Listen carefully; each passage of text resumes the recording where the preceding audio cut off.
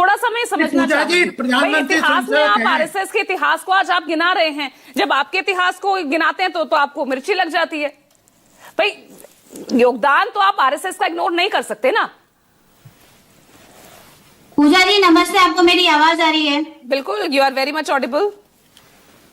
पूजा जी, योगदान की बात करें तो मुझे ऐसा लगता है कि कुछ फैक्ट्स जो इनके योगदान के रहे वो भी सामने आने चाहिए।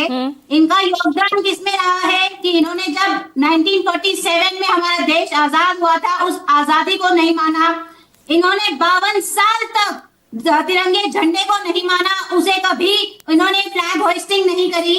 आज जब 100 साल इनके पूरे हुए हैं, ये देश का दुर्भाग्य है, मैं तो कहती हूँ कि प्रधानमंत्री ने आरएसएस जैसी एनजीओ अगर वो कहते हैं, क्या ये एनजीओ रजिस्टर्ड है? इसका कभी ऑडिटिंग हुई है? इसके फंड्स कहां से जनरेट होते हैं? क्या हमें इसका सोर्स पता है? हमें इसके बारे में कुछ भी नहीं पता है।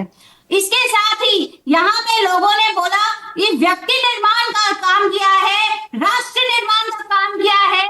मैं आपसे पूछना चाहूंगी, कुछ साल पहले यशवंत शिंदे नाम के एक व्यक्ति ने एफिडेविट साइन करके दिया था कि किस तरीके से आरएसएस के बॉम्ब मेकिंग स्क्वाड्स में ट्रेनिंग दी जाती है कि ये फायर आर्म्स कैसे चलाने चाहिए, बॉम्ब कैसे चलाने चाहिए। कन्नूर में उनके वर्कर स्क्रूड बॉम्ब बनाते हुए ब्लास्ट हो गया उसके घर में। ये तरीके की शिक्षा आरएसएस कहाँ पे कोई प्रूफ कुछ हो, ऐसे कुछ भी बोलते रहो ऐसे नहीं। तो आप कोई प्रूफ है, कुछ है?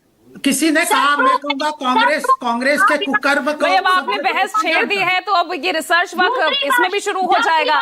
एसआईआर को लेकर एक नई बहस शुरू थी, लगातार सबूत यहाँ दिखा रही है कांग्रेस। अब इस मामले में भी अब आप सबूत मांग रहे तो वो भी अब उस पर भी रिसर्च वर्क होगा। 100 साल में सबूत नहीं ला पाए, ये तो बैन 3 बार कर चुके हैं आरएसएस करके ना। गोपाल जी रुक जाइए ना, रुक जाइए। 3 बार इन्होंने बैन करके हटाया नहीं आरएसएस पे बैन, तो सबूत होता तो क्यों हटाते हैं?